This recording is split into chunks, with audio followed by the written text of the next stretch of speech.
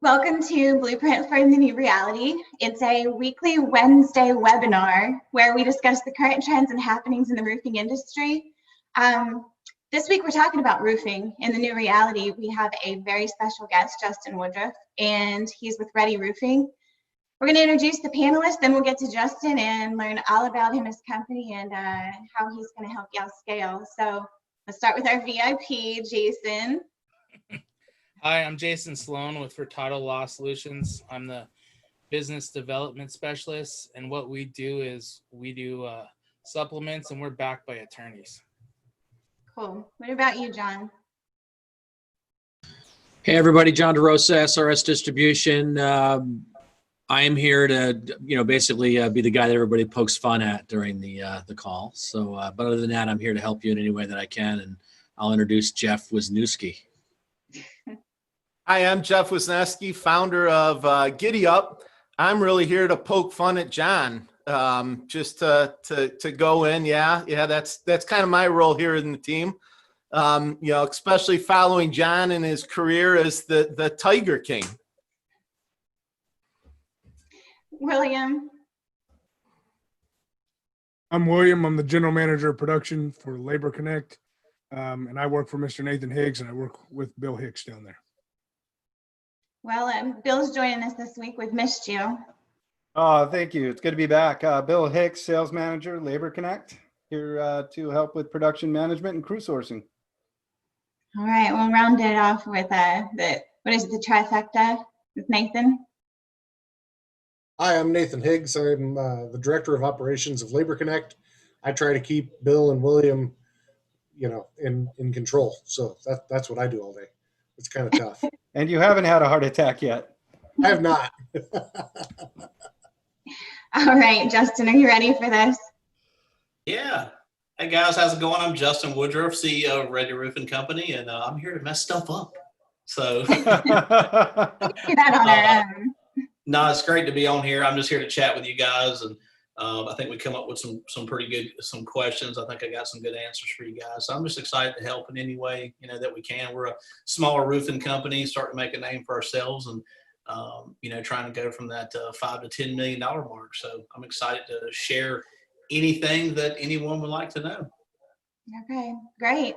All right, yeah, we do have some questions. We encourage questions to come through from the viewers as well. So ship those over, we'll get them out. But let's start with some questions. Jeff, do you want to start? Sure, Justin, thanks again for joining us. Obviously, you've had a lot of success. You said going from 5 to 10. I mean, getting to 5 is a great accomplishment in its own right. I guess, as the technologist on the team here, I guess I'm wondering, what are you using technology-wise? How are you going through and leveraging technology, especially right now in the COVID era? Right. Yeah. So, man, we use nothing but Giddy Up because it's the best, plain and simple. No, I'm just kidding. So I come from a technology background. So I actually used to do voice over IP systems. In fact, I helped set up the phone system, that we have now, which is, I feel is a big part of our success as well. But, I've leveraged technology since I was young. I started doing satellite systems when I was 15. When I was 18, I started my own audio video business and hanging TVs, doing home automation systems. And, one of the biggest theaters that we did was $1 million in someone's home. And so I've always been around technology. I know how important it is. I know how cool it can be on that side, because you got $1 million theater. That's cool. You don't need that stuff, but in roofing, or just, trades in general. And, even with me running my audio video company, I learned that, the technology is very important. It's a need. It's not a want. And especially now, I think right now is a perfect time to jump into technology if you're not already. And it's kind of cool to see it. It's almost like you're kind of forced to get into it. So, so right now with technology, we're utilizing it even more. We were already using it, but now we're using it even more. So if you look at the technology we use on a daily basis, from our phone system to like company cam to our CRM, job progress, the different sales force we have on our commercial side, the different tools that we use and leverage, all the time, we're using them even more now. And so it's cool to see how we're even more efficient. One good example of that would be, like we use Google Hangouts because it's built into our G Suite of services and, the Google services. And we have meetings every morning just to see where everybody's at. How's everybody doing? Because we're not seeing them in the office. We just opened up our office, 2 weeks ago, where people are finally starting to come back in. But it's just cool to have those meetings. We've actually continued those meetings every single day, and we've just been way more productive. We're able to see how the guys are getting started, what's their plan, and then at the end of the day, see how they executed that plan. And it's all done in, just quick video meetings like what we're on right now, just to sort of touch base. So I think we've always used technology. I think COVID has forced us to use it even more and double down on it. And I've noticed a lot more efficiencies because of it.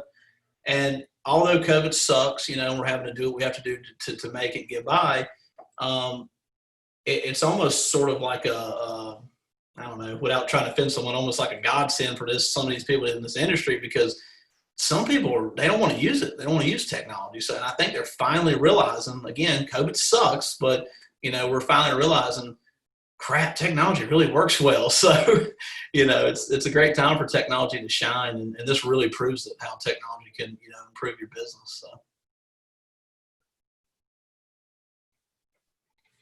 Is that good, Jeff? Do you have anything to add? Because I trust you do.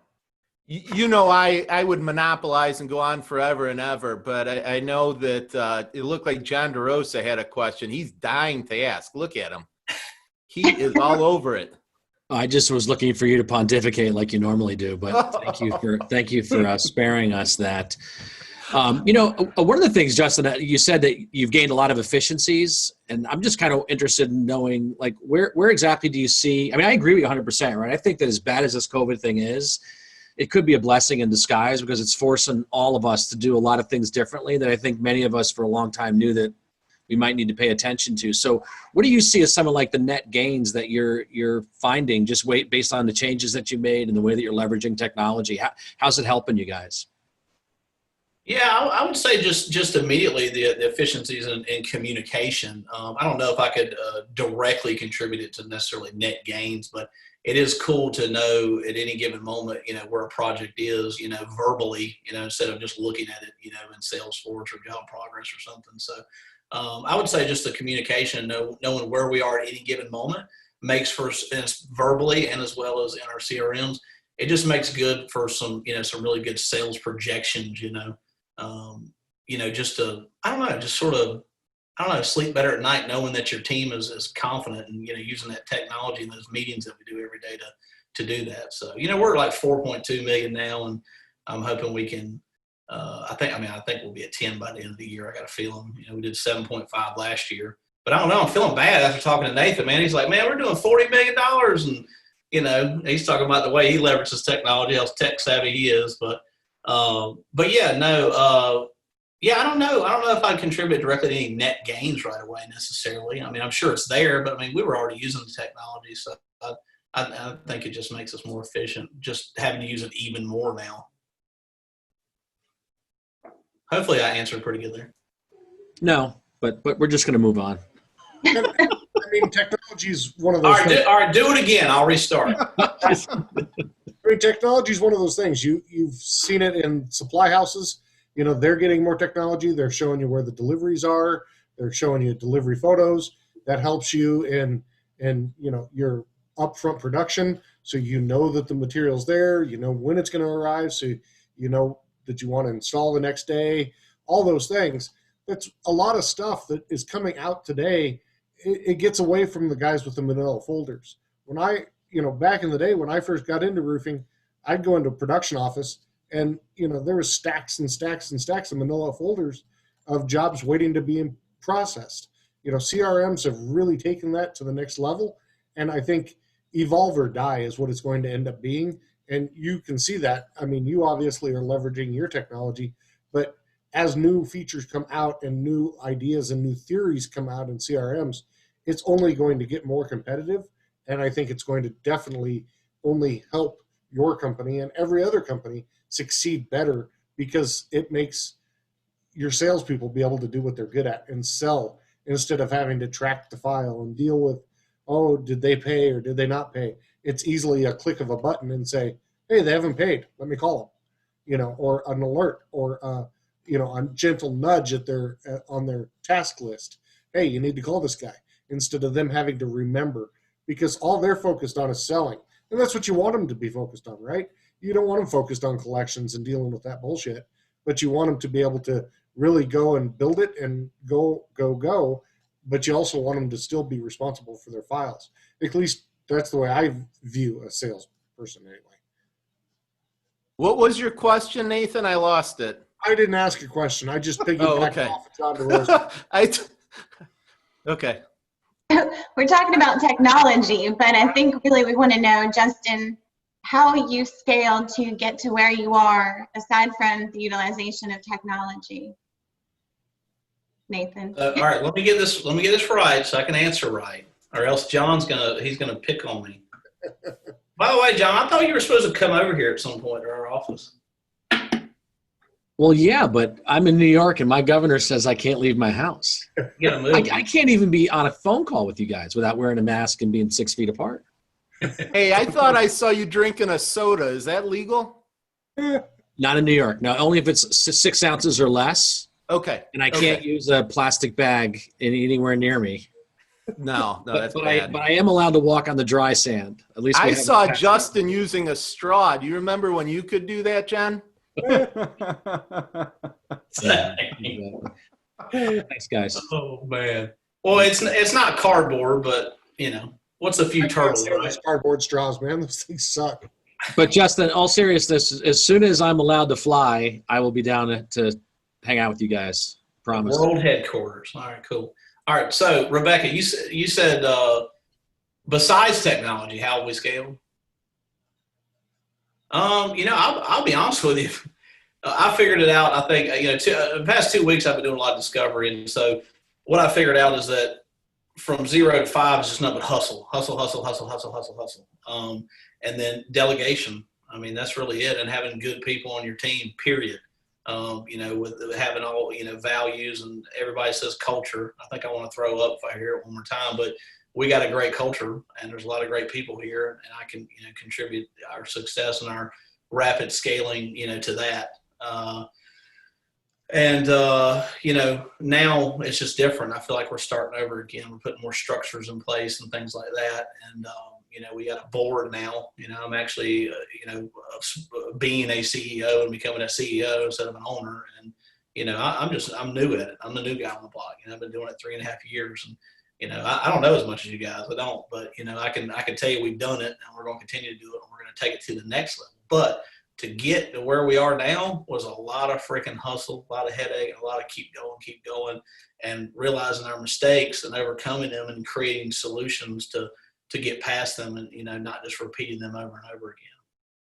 And a huge part of our success is talking to folks like you guys, to be honest with you, and just learning.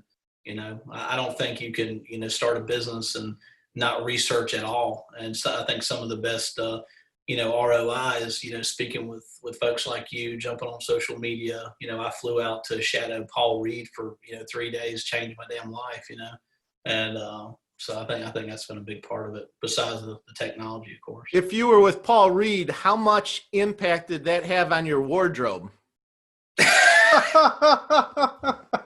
Hey, honestly, it did. I remember talking to Kim, and we had a conversation about polos. And don't get me wrong, I love polos too, Jeff. But we were wearing, ones like you, and and my commercial team, Kim had mentioned, look, these people can see a polo coming from a mile away. You guys got to step it up. Y'all got to start wearing, you got to look like you're going to church or something, And, we took that in consideration. And now most of my commercial team on a daily basis is, wearing stuff like this and, wearing vests with our name on it and, just, being a little bit more professional. Only reason why I'm wearing a hat today is because I can't get a haircut. So, put it back on, Justin. Put it back on. Actually, that's a funny question, but it actually did have an impact. I don't dress like Paul, though. I can't afford $6,000. Do you have the shoes? Whatever. I still remember in the shoes that he posted up there. I mean, you got to do everything, right? You got to do it all, man. You got to fit the part from head to toe. Absolutely. Yeah, Paul fits that part, but yeah, I don't think I'm going to be buying any Gucci shoes anytime soon. So now it looks like, Rebecca, we're going to have to up our game, get rid of all the polos, rebrand everything with Giddy Up. We're going all buttoned down, right? You make me wear an orange shirt. I would be more than happy to. Hey, VIP, do you want to ask a question to our guest today? Yeah, I sure do. So, She was talking to me, guys. well, I'll just take it. Anyways, what advice would you have for companies that are trying to scale? Is there any steps you would look into for them to go to put into place, or what would you do if you had to do it over again, basically? Oh, man. Yeah, what would I do if I had to do it all over again? I wouldn't have sold so much, because back when I started back in 2018 or 2017, I started out doing builder work, got into storm work. I sold so much. I didn't have a back end office. I couldn't collect fast enough. I almost went bankrupt because of that. That was what really changed my life. But I would recommend, to put these systems in place, to where, if you're going to scale, you got to be able to scale, right? Like, you can't just say, hey, I'm going to scale. You got to actually be able to do it. What happens when you start selling the jobs? What happens then? And a lot of hustle, and then when you get to the, and sorry, I'm so ADD. If I get off your question, Jason, just correct me. But just scaling in general, I think just, listening to other people and, taking into consideration what they have to say is huge, and then implementing those. Paul Reed had us implement a file manager here, and that was huge. Somebody that can talk to the customers and, sort of make sure our quality control is under control, if you will. And then, of course, technology is a huge one. It's cool to have. Actually, I learned a lot. Actually, Jeff had said about workflow management instead of just a CRM, because everybody likes to use the CRM word. And that was a big one for us, finding a system that kept up with the way we did business, so, instead of just a very small workflow, it's built out for your company. And, that was huge. That helped us take it to the next level as well, to be honest with you. I mean, you'd never think an app would help you to do that. But Jason, ask me that question one more time so I can stay focused here, because I want to end on a good point on that one, or a good note.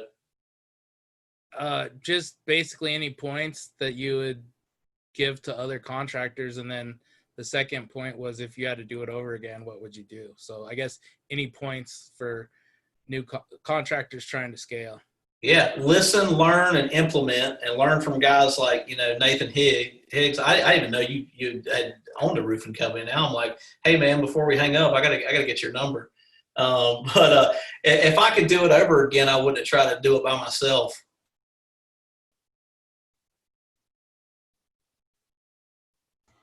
I think that's all I got, man. I'm out. Rock on, that was good. Yeah. Okay, William, the other VIP. What do you got for us? I've been dying to ask this question this whole time. I want you to know that. Dying. So Justin, I've been following you off and on for, about a year. I watch pretty much everything you post, and I've worked for a couple of different companies. A lot of guys know my story. And I've been pretty impressed to see kind of how active you've been involved, like at least from what I've seen with your sales guys. And I wanted to kind of get a gist, much different than what I've ever seen an owner, with his sales guys.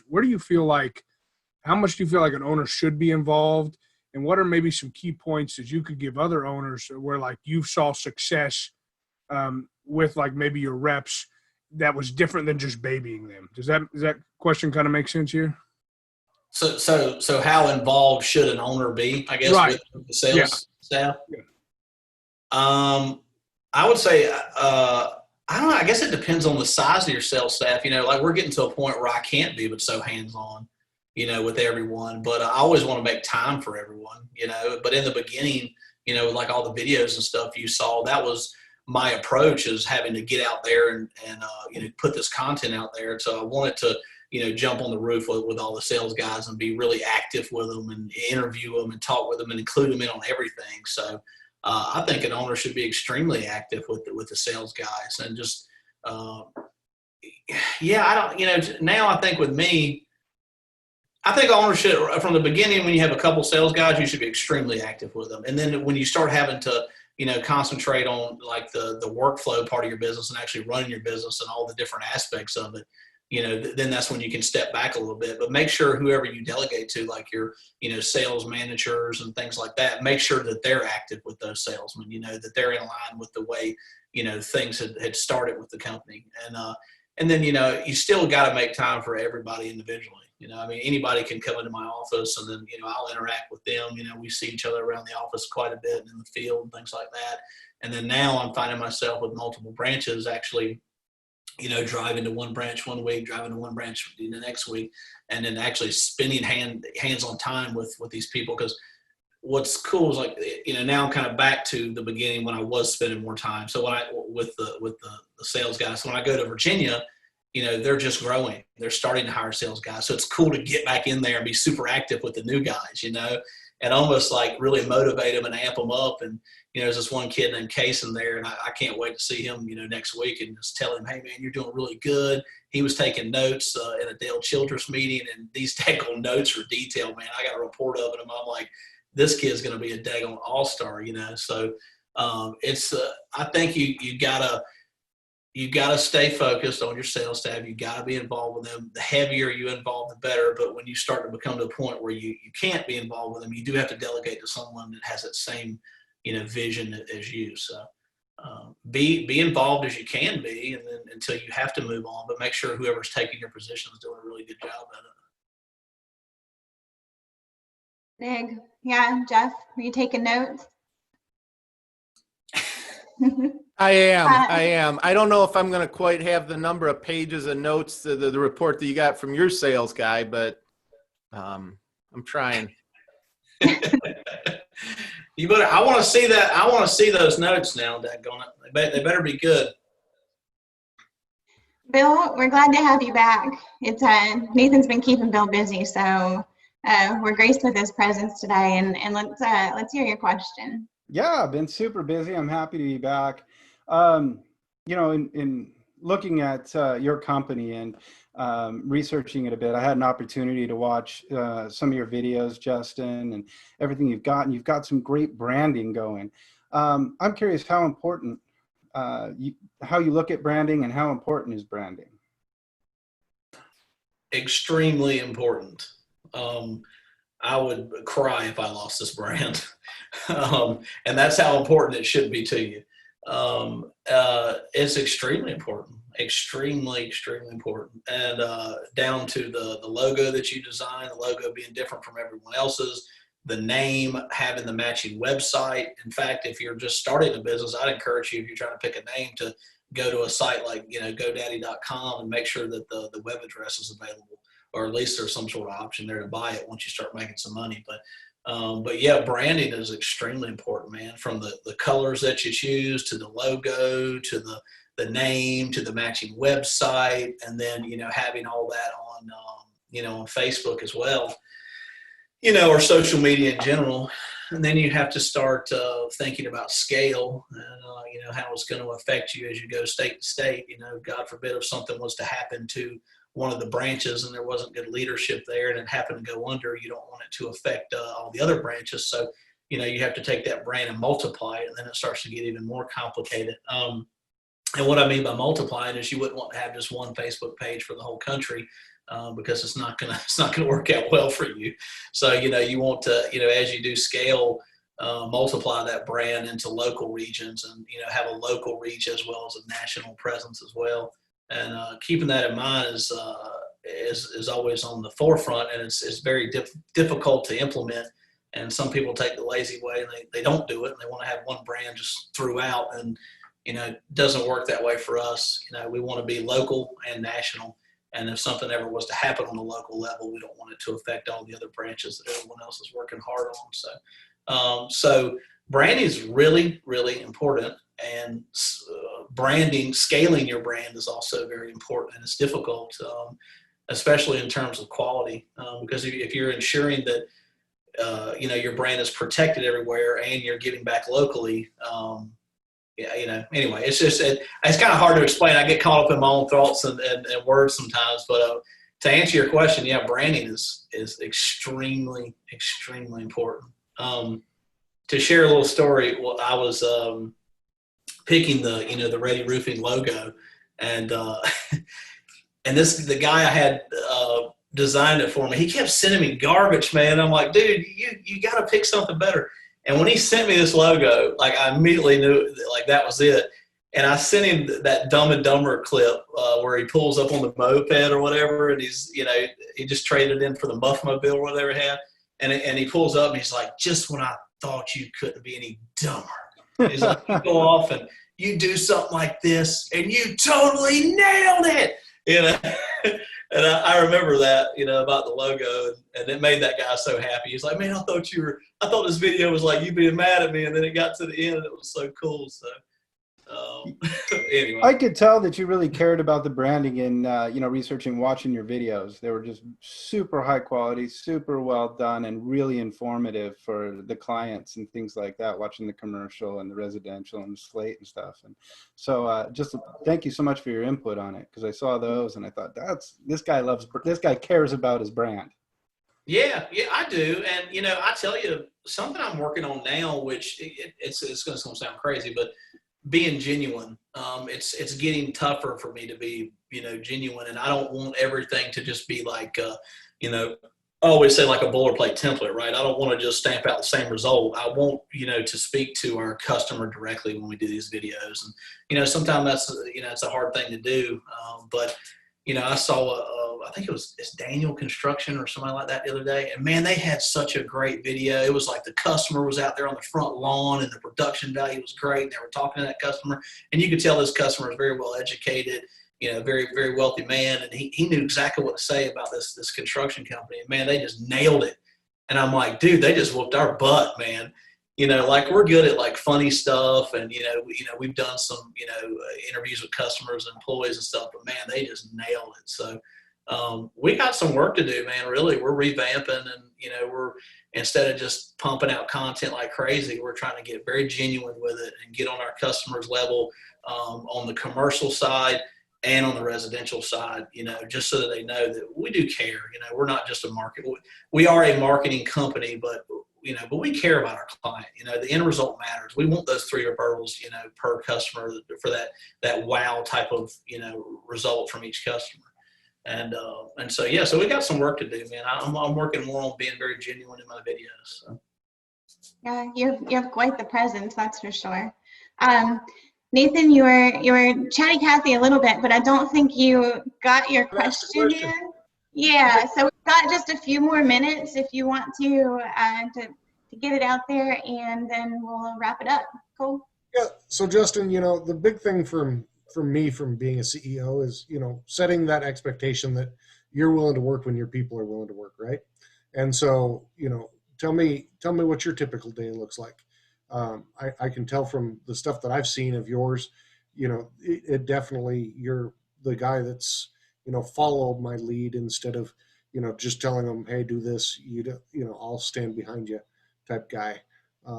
So what does your typical day look like as the CEO? I usually get in here around 8, and sometimes I get here earlier, but, got in here this morning, I think around 7, but, yeah, typical day. I don't know. I come in here and just, I'll see what the guys are up to. Some days I have a set schedule. Some days I'll have my days written out on, on paper, and I try to stick with it. But, I think ultimately, man, my day is just, my day is strategizing and thinking about the next move for Ready Roof, and I'm always doing that, always, and sometimes I put it on paper, sometimes I don't, but I'm always looking for the next thing, honestly, that I can delegate and keep growing this thing and keep getting creative and like a rinse and repeat type of pattern. So we're actually expanding to another state now, and I'm busy dealing with that, talking to lawyers and things and whatnot. But so my day, believe it or not, is not very structured. I am all over the place. And that's the way my mind is, but it's okay. I embrace that. You can label me ADD because that's what I am. I love it. I'm able to focus on, 3 or 4 or 5 different things and bounce all over the place. And that's what I do. I do have I try to come in and have those 3 main objectives and stick to them. Sure. Sometimes I'll come outside of them and get back to them, come outside of them, get back into them, get back at them. But yeah, so my day is kind of all over the place, and I'll bounce around from branch to branch sometimes, but here, you'll catch me in the back, conversating with the commercial guys, brainstorming with them. Actually, right now we just started doing board meetings, and so we're getting all the topics and discussion, available for that. And Brent's putting that together in our commercial division, who actually sits on our board as well. And, or I'll be talking to Will and a residential sales manager, coming up with, some different hiring methods that we're doing right now, some strategy behind that. So day to day, man, I'm in here in the office usually. I'll step out, I'll go check out some commercial jobs, film some content. Actually, this pole behind me, where's it at? Yeah, there it is actually a part of a time-lapse camera that we set up on a roof. We just put it up on 2 of those poles to shoot a time-lapse. So I'm pretty hands-on with Tommy, our media guy. Tommy formed his own company, Nubs Media, who I'm partners in. He does all the work for Ready Roofing, and so I'm pretty hands-on in our videos and content that we're pumping out. And yeah, from day to day, man, I'm just all over the place, absolutely all over the place. And I actually described it pretty well the other day to my partners. I said, if you could put a bubble over top of my head, and it just had everything in there that I delegated out and those tasks that are currently going on right now because of the delegation, you would see that I'm actually quite busy. Yep. Even though it doesn't look like it. So, sure. And then I'm on to the next one, on to the next one, on to the next one. I'm growing that bubble, over my head that you can't see. It's invisible. So, and that's cool. I like to know that I helped to create that, and I've passed it on to people that I know will do a damn good job, and continue to, for years to come. So, yeah, I'm all over, man. Just like my conversations, I'm all over. But it all ties back to somewhere, and sure. And it weaves its way in, so we can all be stronger. So I always call my head organized chaos. If I can organize the chaos that's in my head, I'm doing pretty good. Yeah, that's me. Yeah, I had to force myself with my desk. I cleaned it up, and I was like, I'm never going to read all these books if I don't stack them up. So yeah, there's my organized chaos. Yeah. Then there's stuff over here I haven't touched in months. Right. So. All right, fellas, do you have any additional questions, comments, Jeff? John DeRosa's over there. I'm just here trying not to infect John. Yeah. You just keep raising the bar, don't you, Jeff? I didn't even see your man. It's actually a good look for you, my friend, especially with the woodshed that you're living in. Right there. It reminds me of my previous career. I was going to go for the full face PAPR, but I just went with the half mask. Hey, John. Yes, everybody knows who SRS is, man. You don't have to have it in your background, okay? That's like his blankie. As long as you know who SRS is, I really don't care about anything else. That was really good. All right, fellas, we're going to wrap it up. I appreciate y'all, and we'll do it again next Wednesday. Thanks, have a wonderful day, everybody. Thanks, Justin. Thank you so Justin. much, Justin. Appreciate it, man. Bye-bye. Thank you for having me, guys. Thank you. All right. Bye-bye.